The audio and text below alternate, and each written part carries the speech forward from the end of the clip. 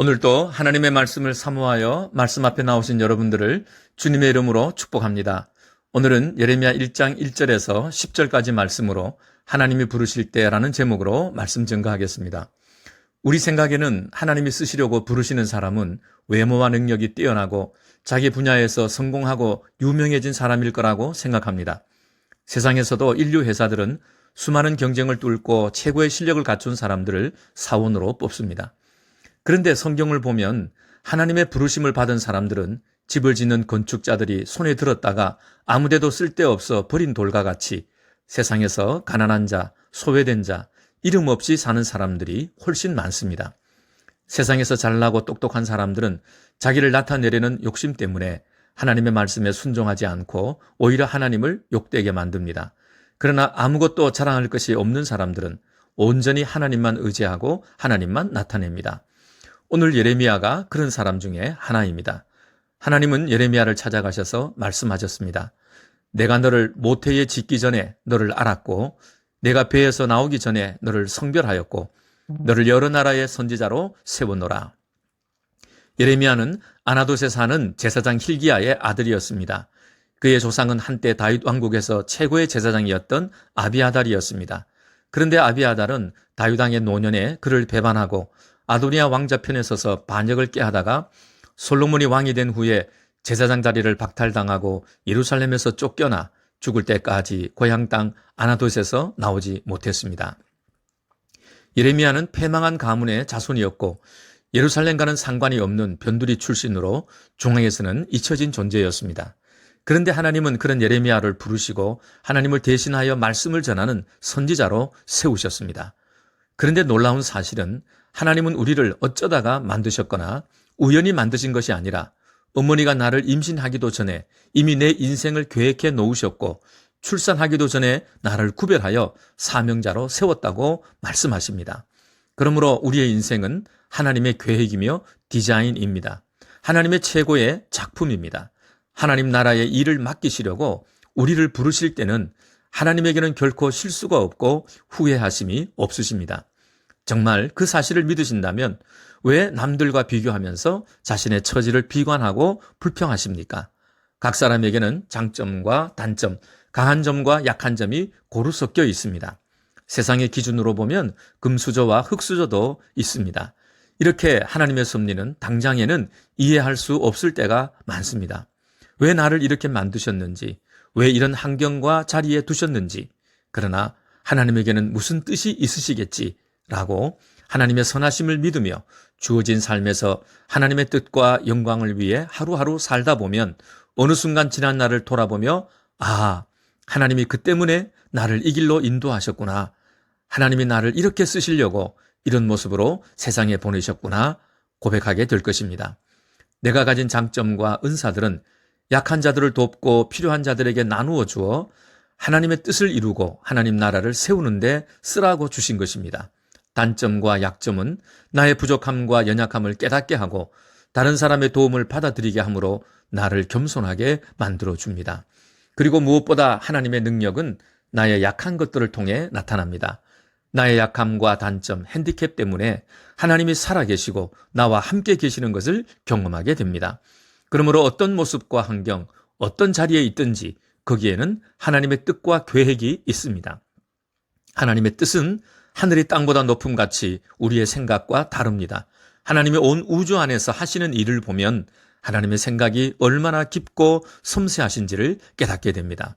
문제는 우리 자신이 나를 지으신 창조주 하나님을 만나지 못했기 때문에 세상의 가치 기준으로만 판단해 못나고 쓸모없는 존재라고 생각하는 것입니다.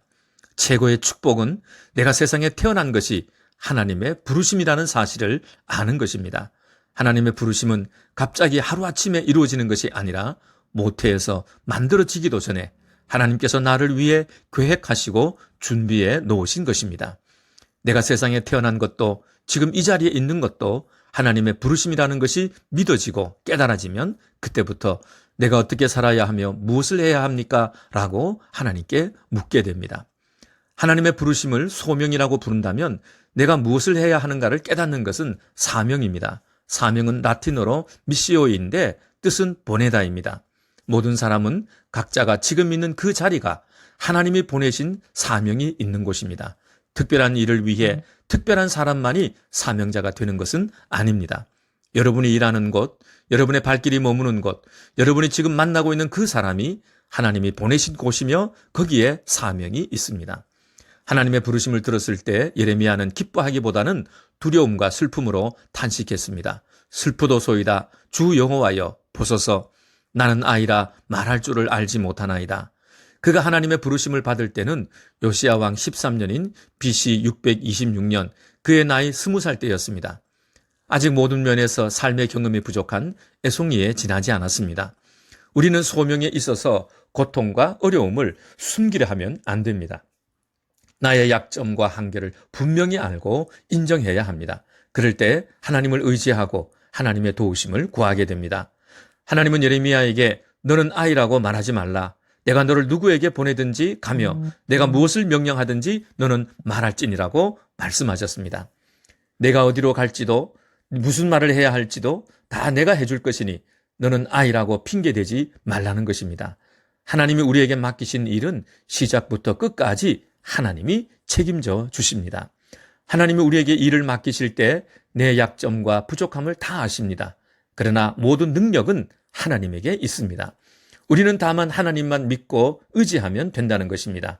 나의 약점과 한계가 어떻게 하나님에게 사용될 수 있을까를 생각해 보시기 바랍니다. 하나님은 무엇으로 일을 하십니까? 말씀으로 일하십니다. 세상을 말씀 하나로 창조하셨습니다.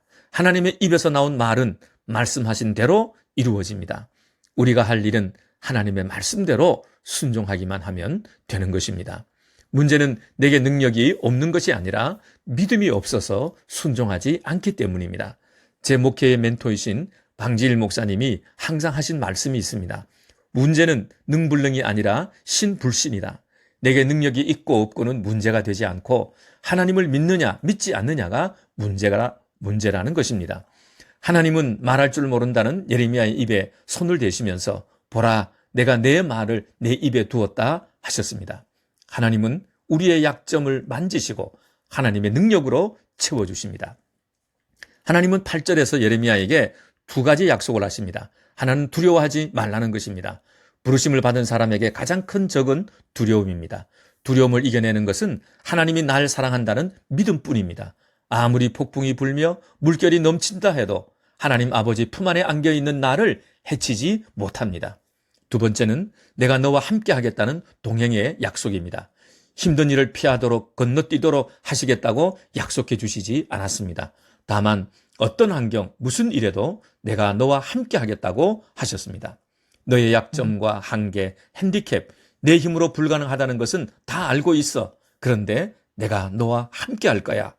사명자로 부름받는 것은 내가 혼자가 아니라는 것을 깨닫는 것입니다. 하나님의 부르심에 순종하는 것은 내 계획보다 더 크신 하나님의 계획, 내 꿈보다 더 크신 하나님의 꿈에 참여하는 것이며 가장 완전하고 가장 좋은 길로 나가는 것입니다. 하나님의 부르심에는 후회하심이 없네. 내가 이 자리에 선 것도 주의 부르심이라.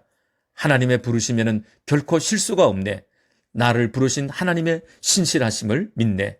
날 부르신 뜻 내 생각보다 크고 날 향한 계획 나의 지혜로 측량 못하나 가장 좋은 길로 가장 완전한 길로 오늘도 날 이끄심 믿네.